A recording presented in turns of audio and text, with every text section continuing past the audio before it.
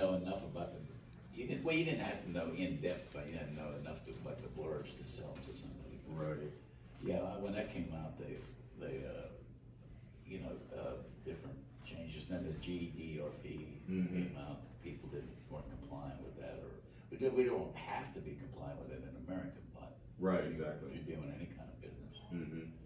Two-step verification should be, it's probably gonna come here, I think. Well, I think when it comes to, I think most businesses now need to go into a system, and I talk about this a little bit, where they're, well, if it's in an office setting, they definitely need to hide that Wi-Fi signal so that no one can hop on it and do it. I mean, chances are slim, but you never want to take that risk that you get somebody who's smart enough to figure out what whatever the business's Wi-Fi password is, and is able to hop on the network. I know there are some industries or some offices that actually have a wireless gateway from their cable provider, which there's nothing wrong with it, but all it takes is for someone to sneak in the back room where all of that equipment is, and the Wi-Fi password is right on the gateway, and then you can just get on the network. So I mean, it's it's situations businesses don't really think about. So there's got to be some sort of regulation, especially when you've got these large corporations that are being hacked. I mean, obviously they're not doing their due diligence as far as making sure that that their systems aren't being infiltrated, and a lot of it is back to what I was saying, more like the handyman complex, as far as, well, not necessarily Cousin Joe, but yes, we need to upgrade our systems, but at the same time, let's go ahead and put that on the back burner and concentrate on putting our money elsewhere, and then they let their systems get lax, and someone is able to hack into it. Well, that's the problem we had, is that they think that they're only going after the big people, but we kept telling them they're knocking on every door in the neighborhood. They are. And yeah, they're looking for the big fish, but right. the fish happens to be open. Mm-hmm. You nailed it. That's exactly right. Yeah. So just obviously make this casual as far as presentation is concerned. So you and I know, obviously with mobile technology, you can work anywhere in the world. I mean, beach, you can be at the coffee shop. I mean, you can even work on your home. And so what it does is it presents a challenge that you run into, a situation where you've been hacked, where you clicked on something, or you've done something, or maybe your information has been leaked out because you weren't keeping the proper passwords as far as your business is concerned, and you just put yourself in a bad situation. And one of the worst things, obviously, when that happens is that even if you have a mobile business, you're still responsible for whatever goes on, because it doesn't matter if it's your individual business or if you've got a company where you decided everyone's going to work out of their house. You've got a situation where your company is solely responsible because you either by contractors or by actual employees said, hey, you've got access to this stuff, and they do something stupid and they allow something bad to happen. So obviously we know there's a ton of threats out there. The biggest one is ransomware, right? Yeah. Ransomware is the biggest. I think Truman Medical Center became a victim of ransomware. And the unfortunate thing about ransomware is that with Truman, they paid the ransom, which you never do. I mean, you never pay the ransom on there. Businesses have to worry about hackable websites now, because a lot of companies are going with cookie cutter stuff like Squarespace, and going with Wix, going with WordPress. So those sites, rather than being programmed in HTML, where you've got a programmer setting up the front end and the back end, they're cookie cutter. And I mean, I can understand the business model as far as we want to appeal to these small businesses that have a limited budget as far as website design.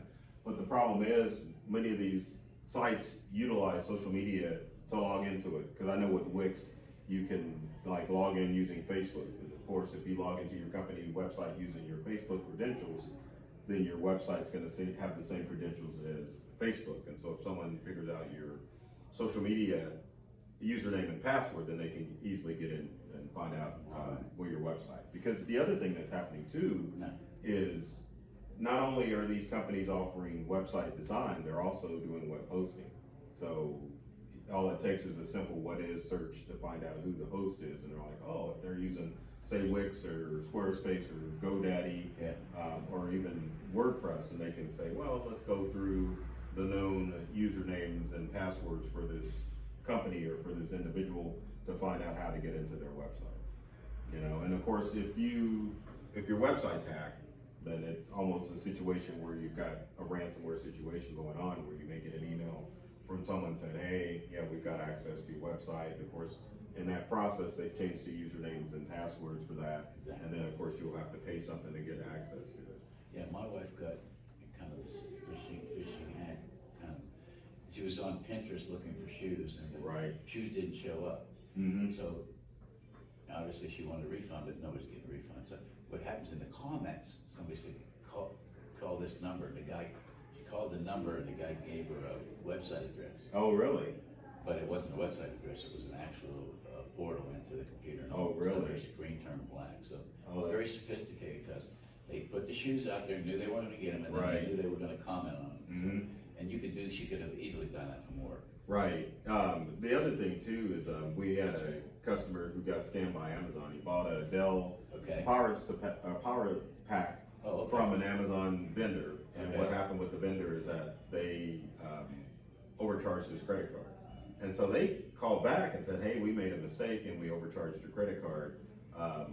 You know, we need to refund your money." So, under most circumstances, if a retailer has done a transaction with you, they've already got your credit card Right. information. So they said, "Well, we'll need that again," which 5 years ago, yeah, obviously. How are you?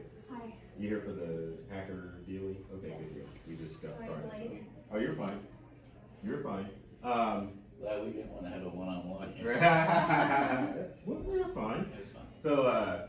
So what happened is that he gave him everything. Not only did he give him like the credit card that he Right. used, they also tricked him into like putting his driver's license on his flatbed scanner, and obviously they remoted it into his computer and scanned his driver's license. So Wow. this guy's on LifeLock like permanently. So obviously that's one of the things you have to worry about when you have a remote business is how much information are you going to give your remote employees, because phishing is one of the biggest scams that are going on out there. Yes. And the way most cyber criminals get access to, say, a phishing scam is from the company website. Because I know now a lot of corporations will have every employee listed like on the contact us page where you can check out emails. And so criminals will use not only phishing, but spear phishing, where it'll look like it came from the owner of the company, different links to malicious websites. And that's how most businesses get infiltrated, is by some goofy phishing scheme. So to counteract that, businesses are now setting themselves up so that either you have to enter a catchment phrase in order to get access to that information, because like you said, there are a ton of bots and programs that are just constantly knocking on every IP address to see which ports are open. Yeah. So a catchment kind of helps in that instance, that it's a live person trying to access the email for that website, or they have the form where you have to fill out on the website in order to get contact with somebody, rather than having to list it. Because I know a lot of rural businesses do that. A lot of rural school districts, they'll have all of the contact information on there Right. for all the teachers, because they, for the sake of parents, it makes it a lot easier for parents to click on their teacher and then email them. But obviously that information now needs to go home snail mail, just to say, if you need to contact this teacher, here's their email address, rather than listing it on the website. And of course, we were talking about mobile device hacking is real big. We were talking about now in airports, you can get your mobile device hacked by plugging it into one of the charging stations there.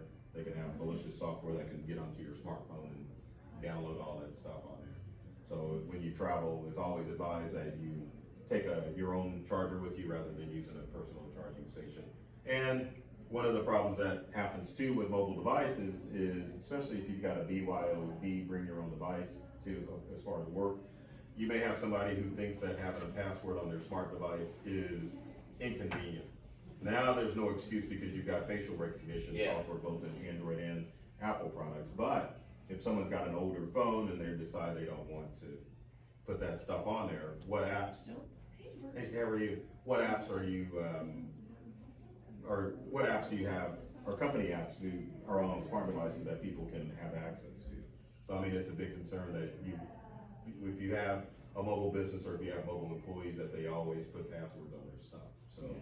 that being said, as far as cybercrime is concerned, one of the most important things that people always need to remember about cybercrime is that most cybercrime occurs,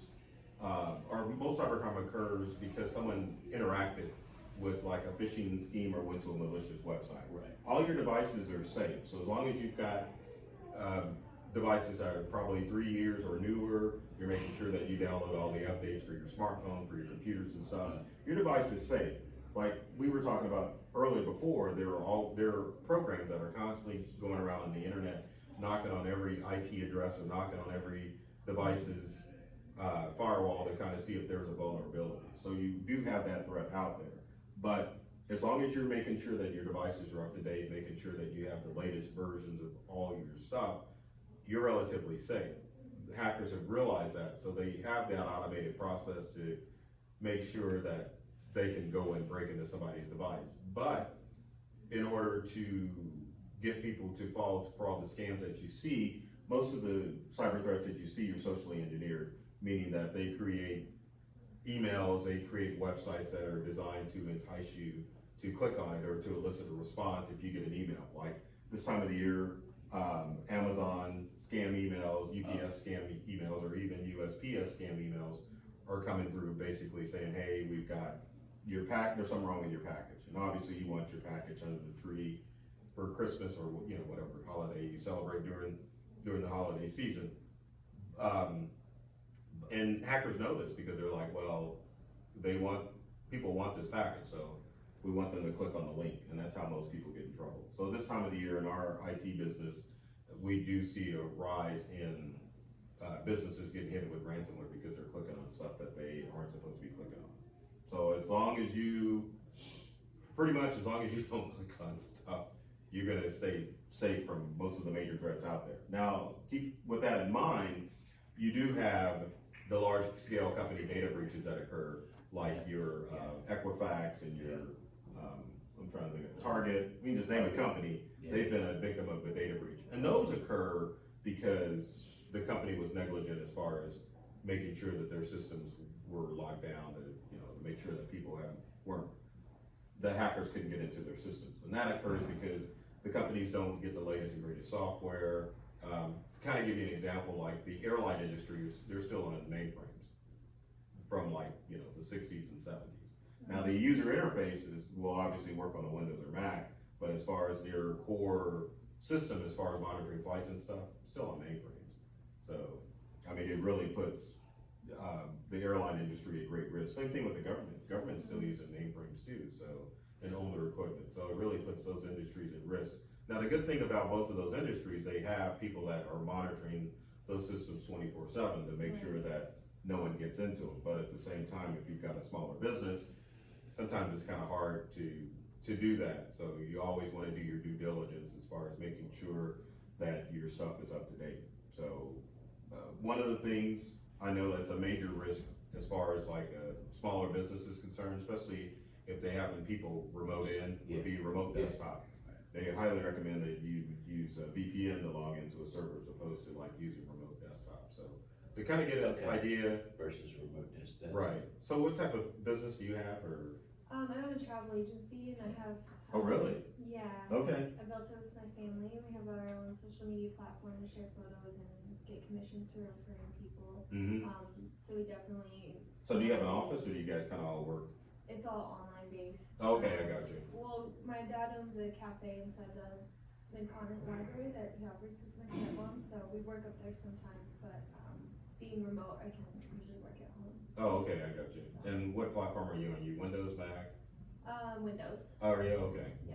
So I was gonna say, just to kind of keep yourself protected from some of the larger data breaches out there, there's a couple of websites that you can go to just to make sure that your information is not floating around. Because I know in some instances with companies, rather than the company going out and getting a domain address for like every employee, sometimes they'll say, well, yeah, just go ahead and use your own email address. That way we don't have the expense of having to get separate emails for each person. Now, my opinion is that you should probably get a domain for your business and supply domain email addresses to contractors or everybody. But just in case not, one of the sites you wanna go to is, called Have I Been Pwned, or Pwned, .com. So if you go to Have I Been Pwned, this website keeps track of email addresses that have been part of large-scale data breaches. So like if you're concerned, if your company information's out there, you can go to this website, type in an email address, and it'll let you know if that email has been part of a large-scale data breach. And if it has, what you wanna do is change the passwords to all of those online accounts that are listed in the Have I Been Pwned website. Another website you can go to is called fightingidentitycrimes.com. What it does is it lists every data breach that has occurred since 2012. And the reason you want to do that is because most companies don't report if they've been breached or not. Sometimes you'll see the large scale breaches like the Targets, like the Equifax, Facebooks, those obviously make the news, but there are a lot of small companies out there that have pretty much given away people's entire life history. So Fighting Identity Crimes is an excellent place to go to find out which companies have been breached, what information was compromised, and then what steps you need to take in order to make sure that your information is safe. And then another thing that you can do is run a credit check for your business to make sure that no one has opened up a line of credit for your company. And that's important because, and the two agencies that do that are the two E's, Equifax and Experian.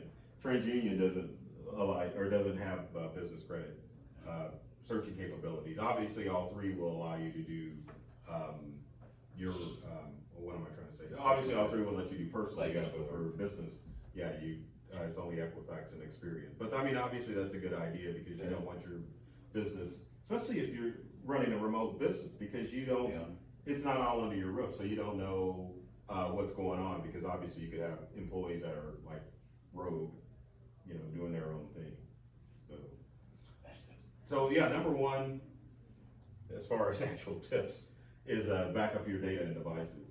Always, always, always back up your data and devices. Procedures.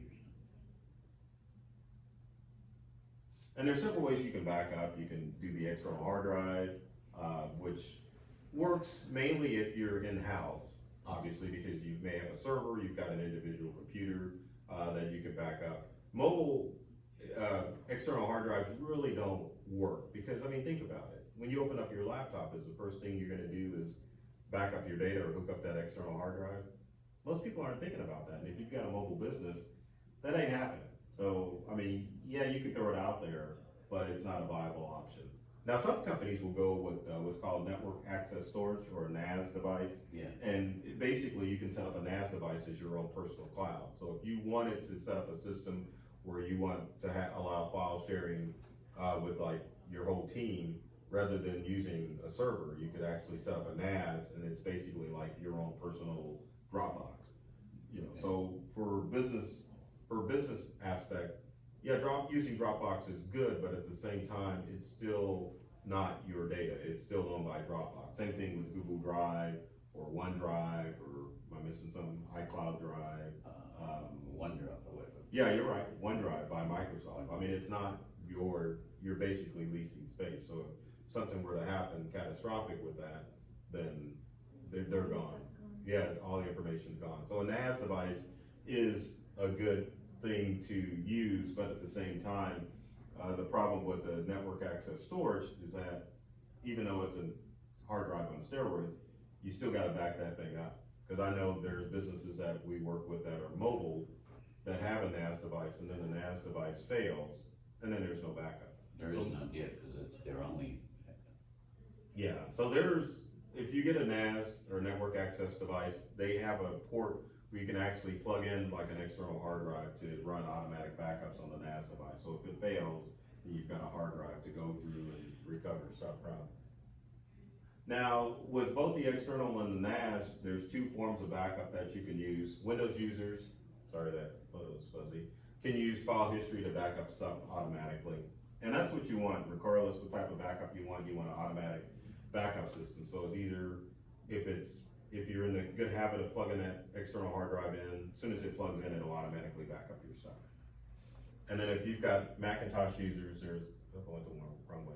There's Time Machine that you can use to back up your stuff. But realistically, if you've got a mobile business, probably the best thing to do is to back up to the cloud. Okay. So I mean, as far as since you're working mobile, is all the stuff that you have up in the cloud, or how does that all work? So our website and our two main platforms are on A2 hosting. So Right. We back that site up pretty frequently. We have a copy, but as far as like our own personal photos or things we're sharing to the site, it's all just kind of on a server. So we don't really have anything external to back up our information. So like if something catastrophic happens, Our site's done. right, because the thing you have to worry about, especially if you have a server, we were talking about ransomware before you walked in. Well, ransomware is so deadly that it can not only infect your individual computer, like if you clicked on the link and then you open it up and got ransomware, it can also go to your server and take out your whole network as far as encrypting files. And even worse, it can go up to the cloud and encrypt all the data up in the cloud too. So pretty much, I mean, it's If pretty you have an malicious. open, in other words, if you have an open, like you say, you have OneDrive or Dropbox and you have it open where it's gonna go right through it. Right, exactly. Yeah, if it's set up to sync, like especially now, OneDrive, Google has Google Backup and Sync, iCloud. All of those instances are designed to whenever it senses a change with a file, it'll automatically Right. back it up. So with ransomware, it's going through and making changes, and so your backup, like OneDrive or Dropbox, once it senses changes are being made on your local computer, it'll upload those changes up to the cloud too. So it's basically ruins your files and your local files, and it'll also take up your cloud storage service as well. So yeah, you've got to have some form of backup. So there's several things that businesses use. Let's see if I got this right. Yeah, so obviously there's OneDrive to back up, there's iCloud Drive to back up. I went the wrong way, like an idiot. There's Google's Backup and Sync, and then there's Dropbox. But the thing that you have to realize about these services is that they're cloud storage. Yeah. They're not cloud backup. The sole purpose of like those services like Dropbox and Google's Backup and Sync and OneDrive is to make sure that you've got access to your files when you're in the cloud. It's not designed to back up. Now the services that I always recommend would be Carbonite and Backblaze, which are cloud backup services, which means that there's redundancy as far as the file storage that they keep online. Like if your business was affected with ransomware and you were using like Carbonite or Backblaze, they are gonna have at least 30 days worth of backup as far as that they can go to in order to retrieve your data. So Carbonite usually runs $70 a year for unlimited backup, and they want their money up front. Whereas Backblaze is more, it's monthly, so it's like $4.99 or $5.99 a month. And the good thing about cloud backup, especially on mobile devices like laptops, once you connect your computer to the internet, it's automatically backing your stuff up. Same thing if you were to install Carbonite or Backblaze on a server, once the server has access to the internet, which is all the time, it's just constantly backing up your data, and that way you don't have to worry about doing any sort of backup. So if your business gets hit with ransomware, which we've seen countless businesses get hit with ransomware, you don't have to worry about paying the ransom, which you never should. You can just go and restore your data from either your external hard drive, which is on site, or from the cloud, if the external hard drive was affected in the ransomware breach. You look like you were about that. No, I was gonna say, yeah, if you, one of the things is that, when you hit that, from my understanding, when you get the red screen of ransomware, you should not unplug your computer. You should not unplug it? Yeah. Well, I mean, I think it's a good idea to shut it off because it's still, Okay. it may be too late, because sometimes the ransomware may get preemptive and throw a message saying, hey, all your files have been Okay. encrypted.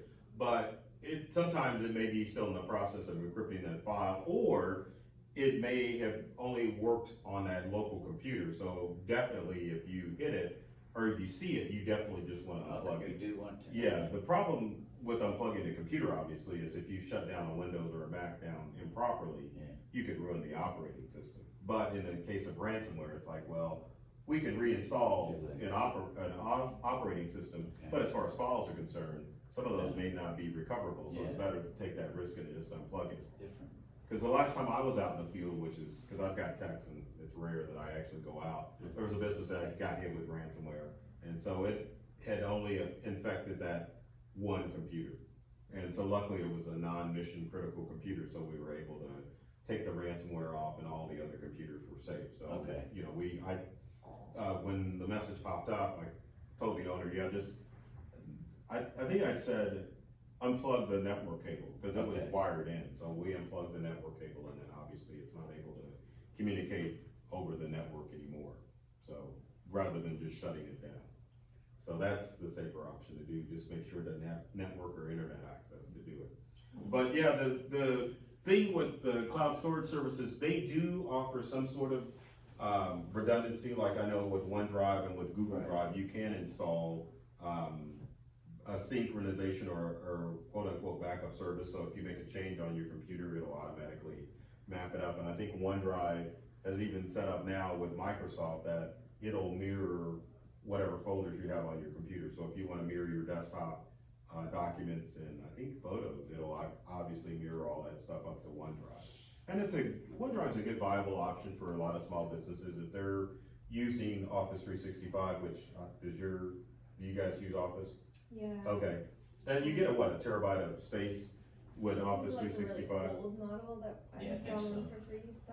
Right, yeah, but I mean, it's a good option for some businesses, because in order to share files and collaborate with each other, you're already paying the $10 a month for the Office, so you having a 1 terabyte of storage is a good option. Same thing with Google, Google Business, you get, I think it's less, it's 30 gigabytes, which is still a lot of space if you're paying the Google apps for business. But the challenge is you only want to use that if you want to collaborate and share files back and forth with each other, which is a good option to do, especially if you're working on similar documents. You don't run the risk of like overwriting a document or having duplicate documents. So it's a good option, but it's not a backup service. So what we always recommend for people to do, especially if they have mobile businesses, if they're using like a cloud storage service, like, and the one that's not up there is Box, which is like business class cloud storage, where businesses can collaborate back and forth. We always recommend for someone to at least download the app for like Drive or Dropbox or Box or OneDrive, so that way you can install a cloud backup service like Carbonite Backblaze or CrashPlan on the computer, so that way if the cloud storage system is compromised, then you still have some sort of backup to do. Because I know for a lot of businesses, that's the model. Businesses are trying to get away from the server because servers are just, they're expensive and they're just, you know, it's a lot of work to maintain a server. You know, there's less maintenance. I mean, even though you only buy a server, every 10 years, and Microsoft will support them, it's just one less thing that people have to worry about if they're collaborating in the cloud. But at the same time, you want to make sure that there's some sort of backup in place to save you from the cloud. Mobile devices, I mean, that's always an issue too, right? So I always recommend, there's several methods you can back up your mobile device. And since we're in a Google world, doesn't matter if you're using Apple or Android, Google Drive is a good option to back up your documents on your Windows or Android device. If you've got photos, because I know there are a lot of businesses that are photo-centric, Google Photos is a good option to use for both Apple and Android, because Google Photos will back up unlimited amount of photos and videos to the Google Drive. Now, for the unlimited option, you have to turn on, I think they say it's like high-res quality photos in order to back up to Google, but I think for most intents and purposes, that's gonna be good enough. If you want like the super HD photos and stuff, I think you're limited to like 15 gigabytes, but of course you can always buy more storage space if you need to. And if you do have a photo-centric business and you're using a smart device like a phone or a tablet, you do wanna have some type of automated backup on it, because you know, anything can happen to a mobile device like a phone. You can drop it in the toilet, step on it, and then all those photos are lost. And believe it or not, data recovery is not cheap. It's pretty expensive. Yeah. So So number 2 is password protect and encrypt your devices. And encrypt is the key word here as far as having a mobile business.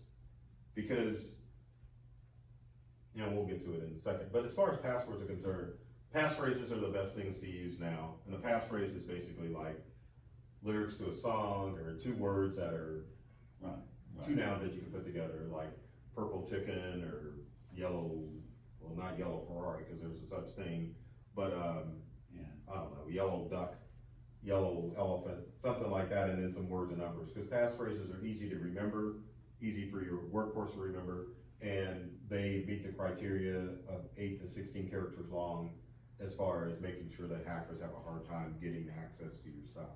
So you can even use, as far as passphrases are concerned, you can even just open up a dictionary and just pick 2 pages and pick 2 passphrases and use those as opposed to using a ton of hard to remember passwords. Because I know if you save your information within like Google Chrome, it'll automatically store all that password information too, and Google always tries to make you do the hardest to remember passwords, and I mean, that's just not really good, as far as maintaining all your passwords. We have LastPass. I was getting there. I was Oh. password keepers. I don't have a picture of it, but yeah, LastPass is a good option to use as far as making sure that you have access to all of your company passwords. Because do you have it set up as individual, or you just got it set up as a company?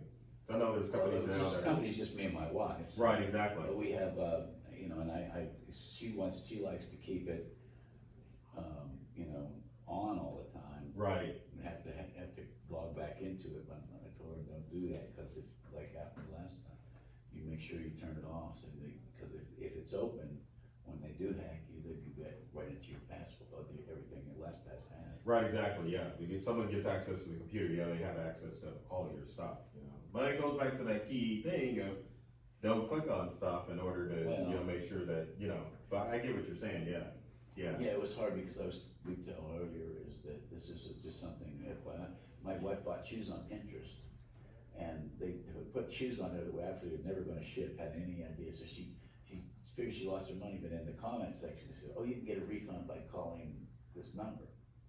Well, it was a number, it wasn't, that was safe, so she called the number, but then a guy gave her a //, he gave her a portal into his computer, and the minute she typed that in, he was in, and it was all over from that. I caught it about so fast, but she goes, my computer screen went blank, so what happened? And so, you be careful of that kind of, because phishing is what it. Right, yeah, definitely was a phishing scheme, they fished out that information. And a lot of times, especially in your business, they can get, like he said, you can get your information enough to know that they're somewhat legit. Cause they pulled all that information out before they called you or something and said, I need a refund or from this travel, or I need to check on this, and then you think they're legitimate, but it's very tricky. Yeah, so you use LastPass as far as a password keeper for, yeah, it's fine. Obviously the old method of storing it in a book or having a password thing is good, but it's inconvenient, especially if you're working across. Well, yeah, LastPass is free, and it will work across all your devices. So once you install LastPass on your computer or on your mobile device, then anytime you pull that up and LastPass is running on a device, it'll automatically fill in the password information, and then you can have access to all your accounts. But the major reason to use a software like LastPass is because for all of your online accounts, you want different usernames and at least different passwords for all of your online accounts. Because hackers count on people getting lazy, especially small business owners. And like the business I was in yesterday, it was the same password to log on to all the computers and to log on to everything. So you want different passwords for like all of your devices, and a program like LastPass will make it a lot easier for you to keep track of all those passwords and then have people log in and stuff. And obviously, it's kind of a no-brainer. If you've got a business, you need to change your passwords at least every 6 months. And if you do that, software applications like LastPass, and sometimes if people don't even want to jack around with LastPass, they're used to Chrome or used to Firefox, I also recommend that small businesses go ahead and allow people to store those passwords within those browsers, because it's not any less secure than LastPass, because if someone gets access to your device, all they have to do is go to settings and they can access all the passwords. But as far as encouraging your mobile workforce or people to use different passwords for all their online accounts. Using it within a browser is a good viable option to use. Because the instance I ran into yesterday at the business I was at, they wanted to log on to an online account. Lady's like, oh, I remember logging into it, but I don't know the password. So luckily she used Chrome. I just went to settings, we found the password, and she was able to log into or whatever account. Because one of the challenges with passwords and with working with a mobile business is just the whole stress aspect of technology. People want technology to just work, and so if you can make their jobs easier as far as logging onto online accounts, that's pretty awesome. Two-factor authentication is very, very, very important for all of your online accounts, and I'm assuming you know what that is, right? Yeah.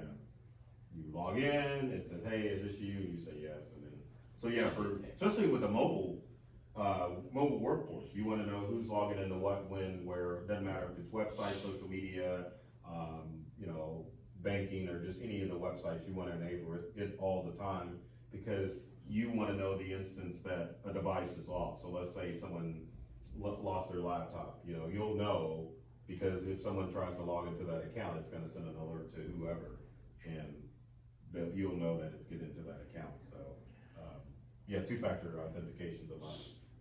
And then data encryption is very, very, very important. So on smartphones, it's very easy to encrypt your smartphone or tablet. It's just a matter of putting a password in, it'll automatically encrypt it. So it's that simple.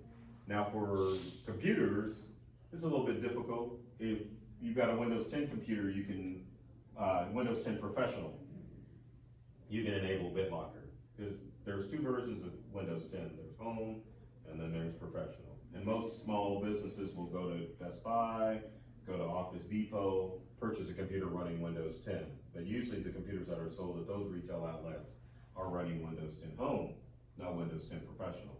So if you want to encrypt your device, you have to have Professional, and it's built right into the operating system. You just go in, you tell it you want to run BitLocker, it encrypts your device. So that way, if someone gets a hold of your computer, if you're working mobile, all they're gonna get is a nice new shiny computer. They're not gonna get all your important customer information or access to all of your stuff. Because obviously, in a mobile workforce, you wanna be able to sit down, you wanna work, all your passwords are saved, you can just go to sites.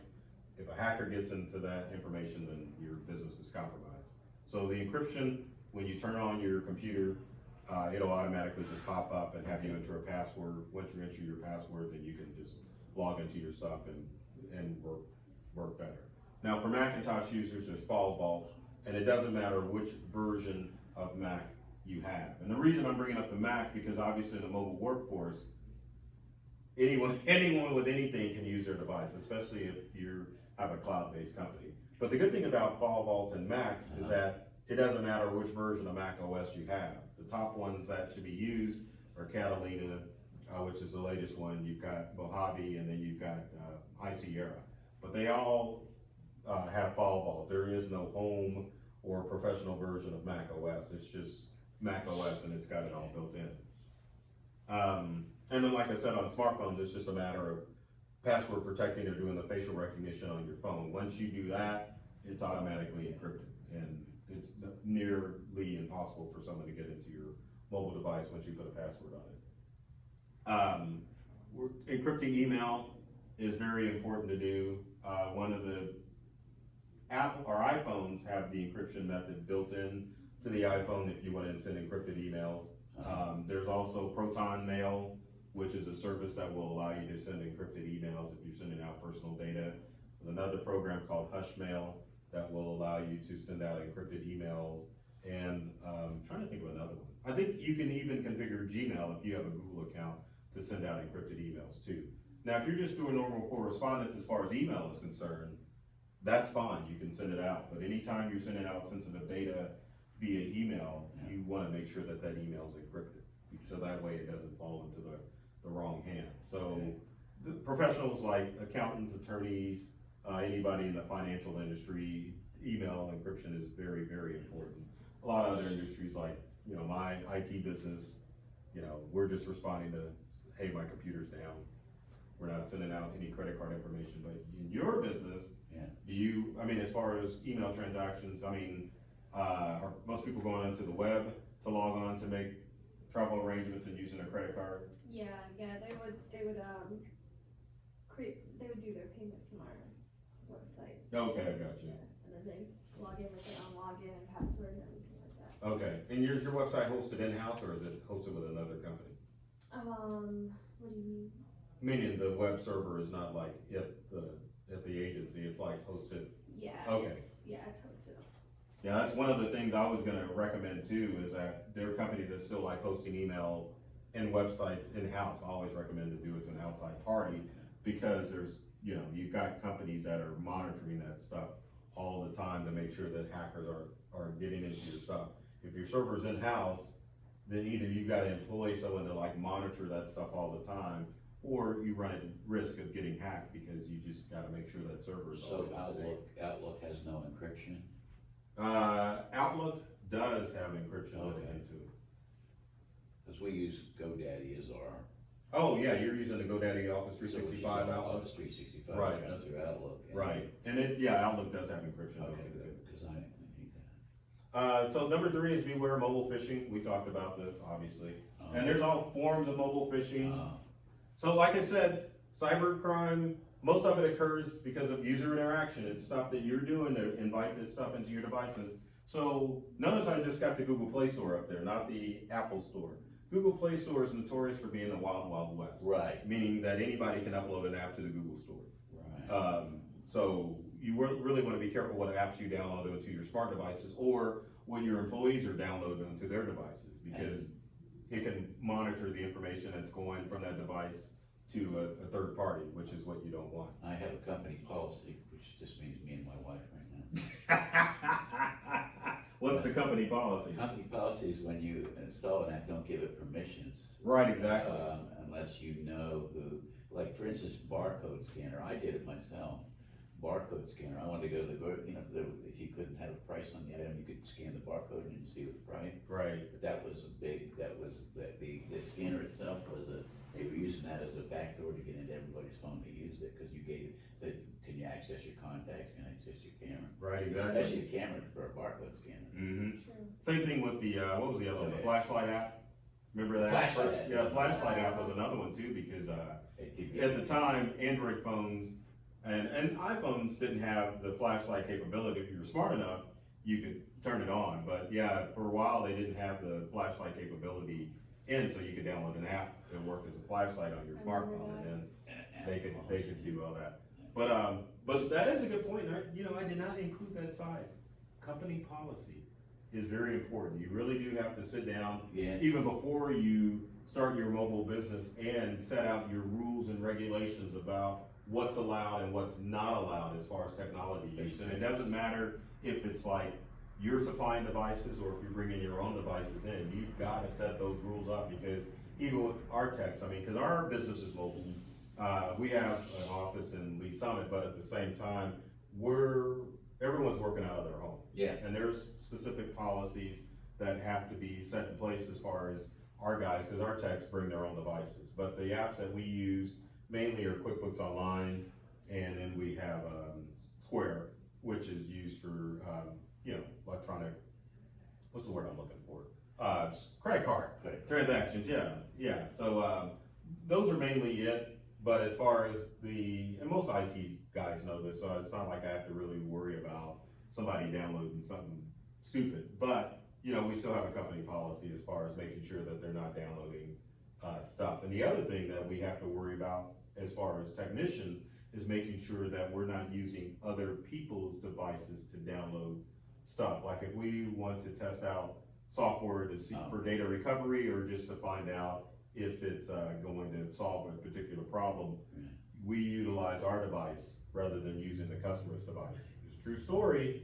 Had a technician who obviously is no longer with the company, decided to use our customer's Mac to download some malware removal tools and downloaded malware onto her Mac. Oh, wow. And then he couldn't figure out, but here's the kicker. Number one, he couldn't figure out how to remove it. Right. Number two, he wanted to bill it for 4 hours of the time that he spent. Oh, wow. Oh my gosh. So obviously we refunded the customer her money, but still that trust had been broken. So, we lost that relationship, and he's like, I don't know how it got it. I'm like, why would you use her Mac to download something that could possibly be malicious?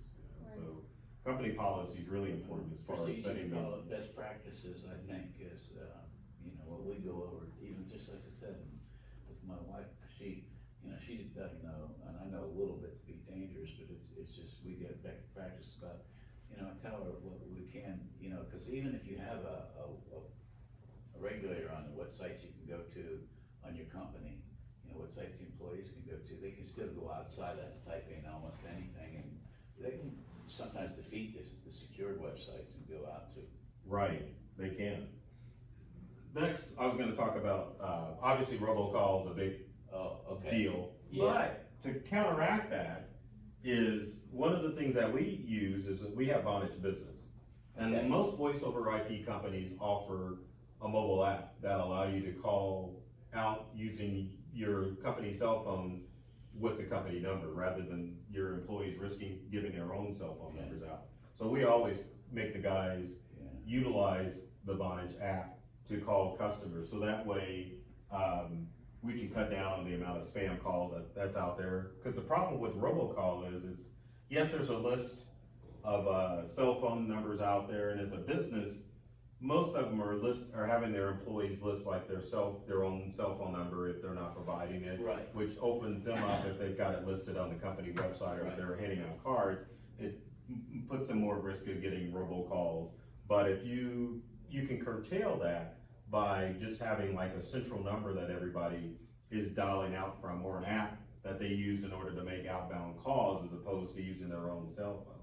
Because, not that they're gonna sue you, but an employee can probably come back and say, hey, you got my number out there because I was using it for your business, and I've got all these robocalls coming in. So you can counteract that by downloading, there's a robocall app that, what's it called? RoboKiller. It's an app that can defeat robocalls, but at the same time, the best practice is to not allow your employees' cell phone numbers to get out. If they have to give a number, probably the best thing to do is to set up a method where they've got either their own line that they call for the business, rather than they give out your cell phone. And same thing, like for solo businesses, I know like real estate agents and other small businesses will give out their cell phone number, and the information is posted on the web, on social media, and people are always able to take that information and either A, sell it on the dark web, or B, take that number and spoof it and then start calling other people using that local number. And that obviously can put your business at great risk, because then you got people calling saying, hey, why are you, quit calling me, quit calling me. So yeah, I always recommend to set up and go with some voice over IP company that offers an app that will allow your workforce to call from that number. That way you're giving out your business number, you're not giving out your cell phone number. I've got second line by. Oh, is it voice over IP? No, yeah, well, yeah. The other thing that I recommend, especially for smaller businesses, set up Google Voice Well, number. I did, Yeah, that'd be great. for the website and the main stuff, cause I know I don't want any of our cell phones coming off our website, cause it's in the website. So I have Magic Jack for that, and it goes right to that, so. That's another good one, is Magic Jack, and many people don't It's look at cheap. that option, but it's cheap. It's what, $30 a year? $39 a year. Okay, $39 a year. But, And they you have know, a Magic Jack app too, don't they? yeah. Yeah, they have an Yeah, well, app. I got it here on my phone too. Oh, do you? so Okay, yeah. It's a voicemail, and so, most of the spam calls are not gonna even, they're just gonna hang up. Right. So, and I got an intricate voicemail, if they wanna leave a voicemail, so fine, but I can screen them. But the thing is, cause the most caught one is that one that on your website, it's embedded in your code on That's your why we website. don't have the phone number listed. My dad has his own phone number listed for his cafe, but I don't have it listed on my business cards or my website, cause I don't want my number just out there for anyone to call. It used to be a good idea, but this day and age, now with, robocalls and, you don't want that number out there at all, if you can help it, So Yeah. the challenge with our business, we have an 888 number that goes through Vonage, Oh. but we Yeah. also have a 816 number too. So normally on the caller ID, cause you can change it, we have, when we make outbound calls, it'll come from the 816 number, Yeah. so people Gotcha. will be more apt to pick up the phone you know, but when they dial in, we give out the 888 number. But yeah, Magic Jack, Vonage, another service called Uma, which is voice over IP, but there's a ton of services out there, but I would recommend handing out that number as opposed to handing out. Or your making cell number. calls to unknown, I like to, told her to do that, if you don't know who you're calling, really, and it's questionable, call it out on the Magic Jack. Right, or you could, star 67, and then how to block a number. Somebody asked me about that. But yeah, They you thought can do that too, but. They thought they were a victim of a data crime, and they're like, well, I don't want someone to get my number. I'm like, just star 67 it, or star 60, whatever. Yeah. And it'll block that number, and then you can make your call and no one will know where it came from. So, other thing employees need to watch out for is social media phishing. You know, there's all sorts of scams going on social media. Yeah. You know, Jaden K. Smith, don't like or don't friend this person because they're a known hacker. You know, there's a joke they're going around, Lizzie Burton, don't friend her because she's a known hacker. You know, so. But yeah, they don't want to fall for any social media scams. There's always, they can always go to Snopes if there's a scam that goes on rather than just forwarding stuff. Especially if they're doing it in your company name. You don't want them forwarding that type of nonsense and, you know, giving out misinformation. Bad websites are a bad thing to click on. You want to make sure that when you're visiting websites that it's legitimate. Doesn't necessarily have to be the HTTPS, because that just means it's a secure site. Because you can set up a malicious secure site. So I always recommend just going with your mainstream sites. You know, if you see ads on the side, you don't want to click on those. If they're going to websites on company equipment, make sure that they're going to known websites and not the unknown websites. Number 4, public Wi-Fi. Who clicked on? Who connected to? Because they have Wi-Fi. You're like, heck no, I won't do that. Not Starbucks, not anything. Or yeah, the hotspot obviously is the best way to connect when you're out working mobile, but obviously not everyone has like a unlimited data plan. So there's ways to get around that, because with the mobile hotspot, basically you've got a two-way connection between your hotspot, whether it be a phone or like a mobile hotspot, and your cellular company. And it's all virtually impossible to get into that signal, because somebody would have to break into Verizon, Sprint, T-Mobile in order to see the information that's transferred back and forth. Whereas with a Wi-Fi, not getting on your dad's coffee shop, but on Wi-Fi signal, it's not, it's fear of the unknown. You don't know how that Wi-Fi is set up. It could be set up where each person has their own IP address and they're able to get on the internet, and maybe that information is safe, or like many public Wi-Fis, it just sets it up as a large network where people can, you know, you can see every computer on there, you can log in and access that information. And so that's why you want to avoid public Wi-Fi. If you have to use public Wi-Fi, a VPN or a virtual private network is the best thing to use. And there's 2 types. There's one that's all encompassing for the computer. The companies that make those would be either Nord VPN or another one called TunnelBear, which is kind of like it sounds, tunnel and bear. But both Nord and TunnelBear work on any device, so it doesn't matter. If you've got a computer, you can download Nord or TunnelBear on your Windows or Mac computer and have it mask your information and even your location. Because have you ever used a VPN before? I think so. So VPN basically creates a tunnel so that you can get on public Wi-Fi and hackers aren't able to see the information that's transmitted back and forth. It'll also mask your location, so you can say you can say that you're in Europe, Okay. or you can say you're in the United States. But the problem is with saying that you're overseas, some websites adapt based on your IP address. So you may go say, yeah, I'm in Europe, and then you go to Google and it comes up in Russian. So that's part of the problem. Yeah. But VPN, if you've got a limited data plan, it's a good option to use.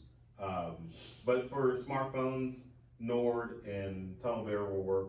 Another option you can use as far as a VPN is browser-based.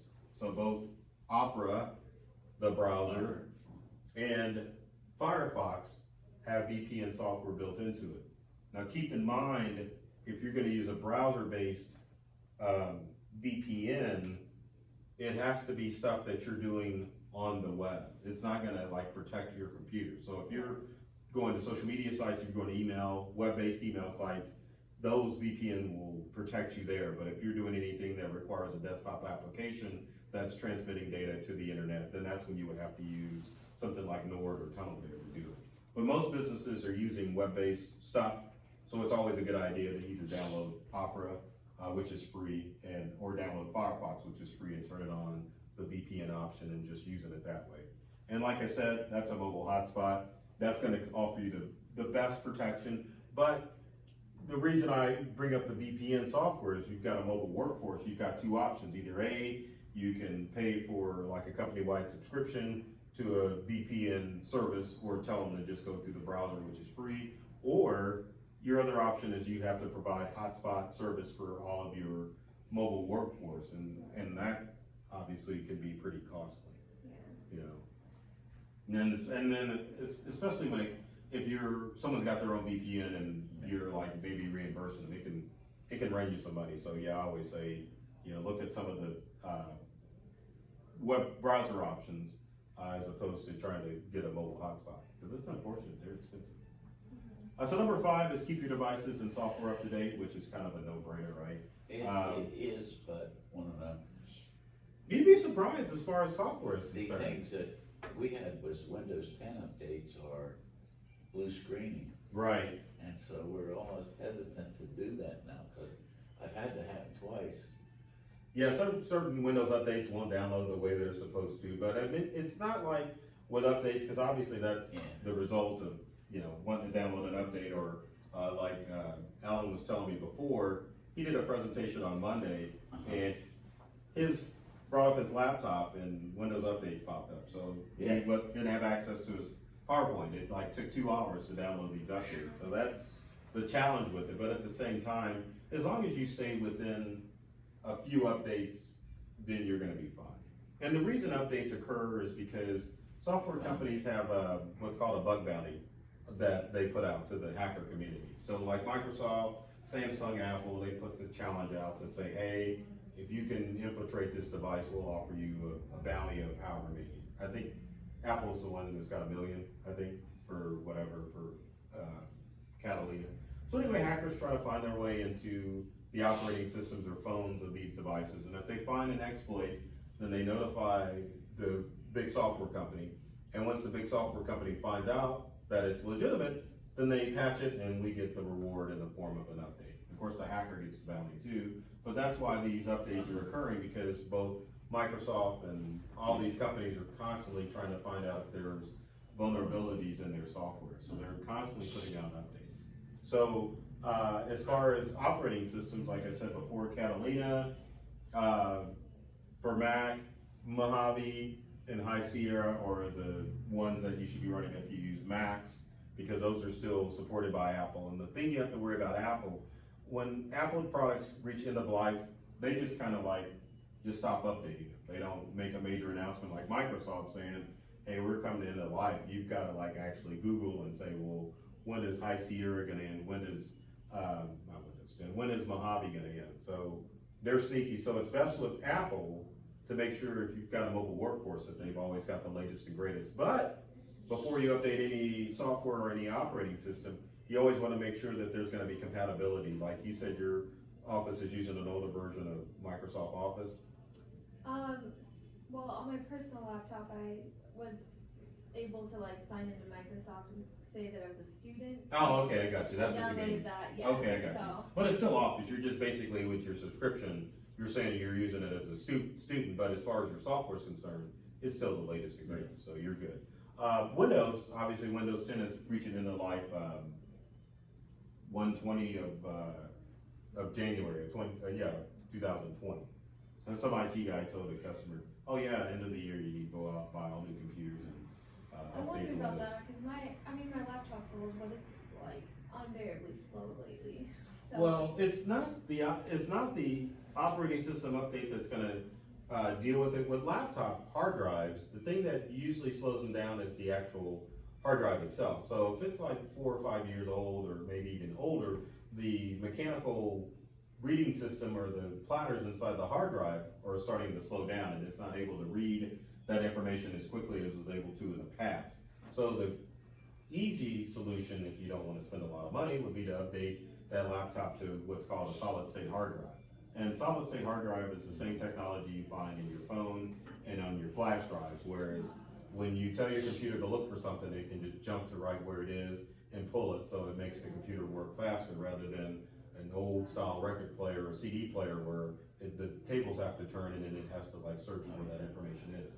So that's why your laptop is slowed down. So are you running 10 or 7 on your I laptop? think it's a Windows 10. Okay, so yeah, it's not 10, it's the hard drive Gotcha. is dying. So like that Dell over there, it's got a solid state hard drive in it, but it's like a 2012, 2013 laptop. As soon as I hit the power, it pops up and it works. And speaking of solid state hard drives, as far as a mobile workforce, I would highly recommend, you know, if you can supply it, get solid state hard drives for everybody, because they're quick. How do you get that? You'd have to call it an IT professional like Gotcha. myself to come in and install it, because if your computer's still working, then there's software that will clone the information off of the old slow hard drive onto your faster solid state hard drive, and then you pop it in and voila. But nowadays, I mean, you know, you can go to, like, I go to Tiger Direct a lot, because they have refurbs. Oh yeah, as far and as the stuff. computers, And yeah, I exactly. bought a i5 ThinkPad, it's only 14 inches, but it was $199. Right, that's a good So option just put too. everything right on that, for Mhm. $199. Right, exactly, that's true. It's If you can get it super that fast. cheap, yeah, you can. I mean, I was gonna say, yeah, you can't beat the price of labor as far as that, cause you're looking at least a couple of $100 of labor plus the actual part in order to get it and you still get it going. a hybrid. Right, exactly. So, but yeah, Windows 10, I mean, obviously, if you've got a mobile workforce, they need to be on 10, 7. It's just not a viable option anymore, you know? I mean, we still see it, people running 7. I know, you know. Yeah, Android users, there's Pi, you've gotta update the Pi if you've got an Android phone. Obviously, iOS users need to be using iOS 13, which is the latest and greatest for iPhones. If your mobile workforce can't update or use either one of these operating systems, it's probably time for them to get new devices, or you don't want them accessing any of your apps using this old software. So, antivirus software for Macs, non-existent. You don't really need it on there. It's built in. XProtect is the name of the program. Windows users, Windows Defender is what I would highly recommend for using on mobile Windows laptops. There's other programs like Norton and Kaspersky and McAfee, and they just slow your computer down. Windows Defender's got a firewall built into it. It's even got ransomware protection built into it now. So you can just lock down your computer, and so if it gets ransomware, it won't be able to make any changes. But I think they said it's been around for at least a couple of years, but now if you go into the Windows Security Center, you can actually see the link to turn on Windows ransomware. Do you have any problem with AVG? Oh gosh, yes, You I'm do? a big AVG fan. You're not, okay, we'll get rid of it. Yeah, no, Windows Defender, I mean, it's actually good, it sucks. AGV is, AVG, it's just with the ads, it's free. Right, exactly, yeah, exactly. But I mean, it just, Yeah. in our industry, it It's just fine, started to yeah. cause problems with people calling in all the time with it saying, hey, you don't have enough protection. Oh, Now it's asking me to pay, so just to eliminate all that stuff, we okay. just said, go with Defender, it just works in the background. Oh, and this is for the mobile devices or just for all devices? Just for, that's a good question, this is just for Windows devices. For mobile devices, for Android, Right. I would, if you had to get like Android antivirus software, I would say get ESET's, not E what? 32, ESET, not 32 antivirus. It's just not, it works in the background, it's not intrusive. If you've got an iPhone, you really don't have to worry about it. But with Android phones, you gotta worry about that stupid Google Play Store. Right. It gets you in problems, you know, so yeah, you gotta have. And on the desktop, we have, PC-Matic. Right, oh, no, take that off. Take it off. Take it off, you don't need it. Take that off, yeah. When it comes to any computer, less is better. So the less stuff you have running on the computer as far as it's just gonna work, it's gonna take care of itself. PC-Matic, I've seen it. It can definitely cause issues with your computer as far as slowdown and stuff like that, because you've got another process that's running in the background. But, so it's like McAfee. McAfee has antivirus, it's got firewall, it's got the spam protection, so all those processes running in the background can slow your computer down. Yeah. So if you eliminate some of that stuff, Your computer's still gonna be able to take Less care of is more, itself. huh? Less is more. But Defender is excellent. It used to suck. Really, when Windows, Yeah, that's because what I- Defender's been around since Windows 8, Right. and it was horrible. But now Microsoft has really stepped up their game. They make sure that they update it on a regular basis, and it will protect you from most of the threats out there. Now, keep in mind, as far as antivirus is concerned, it's more, if you've got those active bots that are trying to attack your computer, yes, it'll do a good job against that. But like anything else, if your door is locked and a burglar's knocking at the door and you open it up, you know, they can get in and circumvent. We've seen computers with ransomware that have Norton, that have had McAfee, that have had, because they know how to get around that stuff. So it's always the best practice, if you can, to make sure that you educate yourself and your staff to not click on stuff that they should be clicking on. Same thing with firewall protection. It's built into Windows and it's built into Mac too. And if you're mobile, in most mobile devices, it's already enabled. You know, you just want to make sure that you don't turn it off, because there's some instances in some businesses you have to turn the firewall off in order to, like, I know there's some businesses who work with, like QuickBooks, for example, the desktop version. Yeah. You've got to have the firewall off in order to collaborate with QuickBooks. But if you switch to like the online version, obviously there's no need to turn your firewall off, so it's already enabled on your computers. So yeah, number 6 is stop negligence and accident risk. Obviously that can happen. That's never happened to me, but we've seen multiple customers that it's happened to. So extended warranty, I'd highly recommend if you've got mobile devices to go ahead and get the extended warranty from the manufacturer. So like Apple offers Apple Care. So I think, and it's so funny about Apple will only give you Apple Care for up to 2 years. Then after that, you're kind of like on your own. But normally if you reach that hump of like the 2-year mark, then your device is gonna be fine. You're not gonna have any, you may have mishaps like like that, but you're not gonna have any mishaps with the device failing itself. Dell offers an excellent extended warranty for Dell laptops, and we always recommend our mobile customers, not because we're a Dell reseller, because we're not, but we recommend them to go with Dell computers, because Dell, if you get the extended warranty, they have the on-site service. So like if something major happens within the warranty period, they'll send a Dell technician out to wherever the computer is, as opposed to you having to box the laptop up and ship it off. Now Apple, unfortunately, if you get Apple Care, you still have to take it somewhere. But if you're working on a business aspect, it's better to have some extended warranty versus none. Now, I know Best Buy and some of the other stores offer like extended warranties. The reason I always say it's best to get it through the manufacturer, because let's say you get it through Best Buy or Micro Center, you take it in, what are they gonna do? You're gonna ship it off. And so you're gonna be without your device for at least a week, as far as shipping is concerned. But if you get a Dell extended warranty, at least you've got a technician coming out to you. So if you've got a mobile workforce, it makes it more convenient for them to have somebody come out and fix it, as opposed to them shipping it back. Because I know we've got a customer, they have offices here in Kansas City, but one of the employees lives in Wichita. So she was having issues with, was it the battery?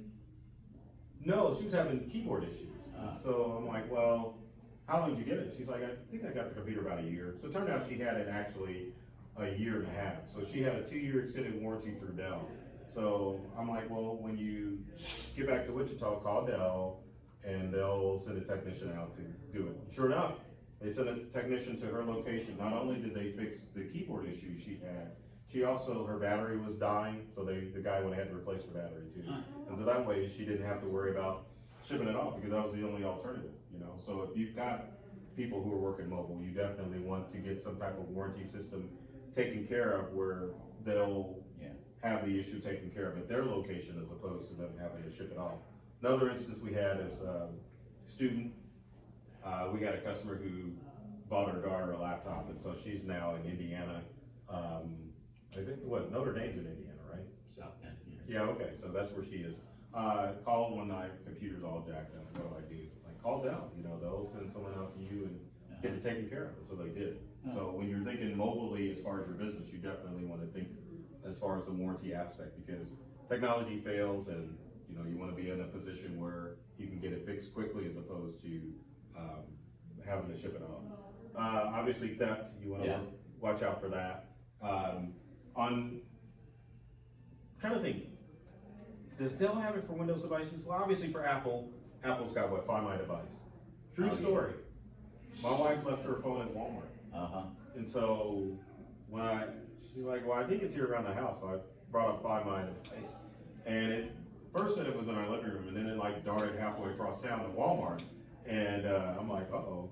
So I drove to Walmart, and it took me right to the customer service center, because she said she thought she left it in the dog food department, but it took me right to customer service. So it was like within 25 feet of where the actual device was. We've had customers that have had their iPads, iPhones stolen. They've called law enforcement using their Apple ID. They were able to zero in right where the device is. So you've got mobile devices, either get LoJack or enable Find My Device. I know Google, if you've got like an Android device, or if you install the Google or logged into your Google account, like on your Windows computer, you can also use your Google account to zero in on your actual computer too. So that's some of the stuff that you want to enable on mobile devices, especially these are still high theft items, so you want to enable that.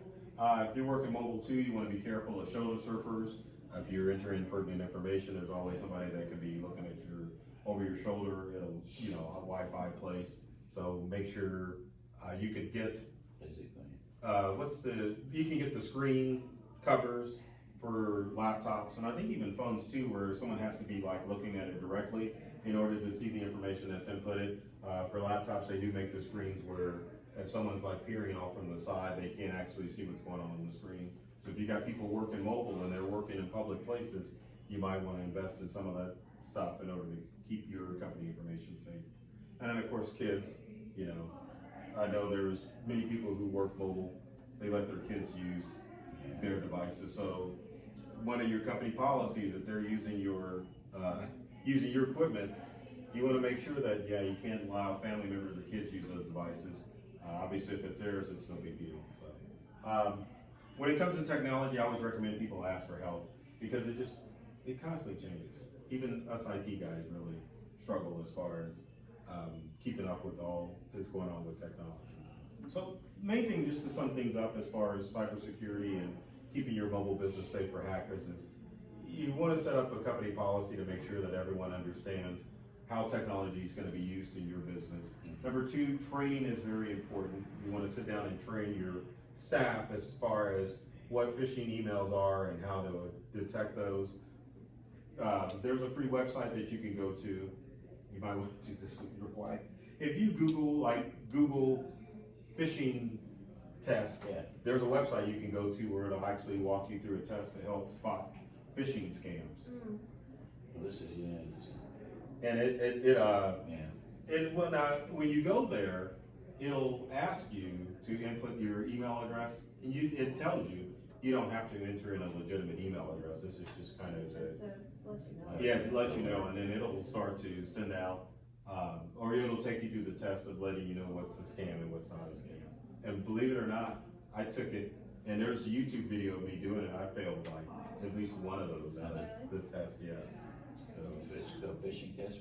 it's here. Let me get past this last slide. I'll find it for you. One thing I did, you cover camera security, both on the laptops, mobiles, and I know Facebook is supposed to be looking at you now. Yeah, I mean, you can. I've not been a big component of like being the person that like covers up my camera. Okay. With like a piece of tape, because you'll know.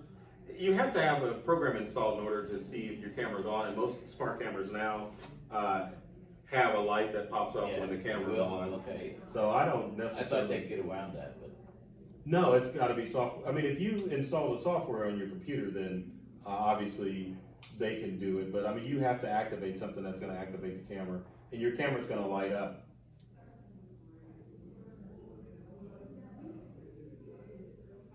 Google phishing quiz. Yeah, and it's phishingquiz.jigsaw is the website. Okay. So phishing is https phishingquiz.withgoogle.com. Oh, and I'm not connected to the internet. No, hold on. Maybe I am. Now, another thing I found that was cool is that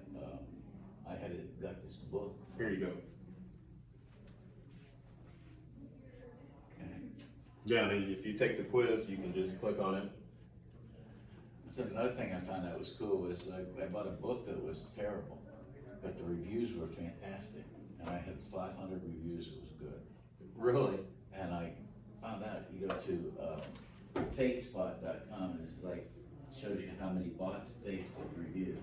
And you can do it on anything that's reviewed. Oh, wow. Because there's a lot of these people are paying for these just fake reviews. Sure, yeah.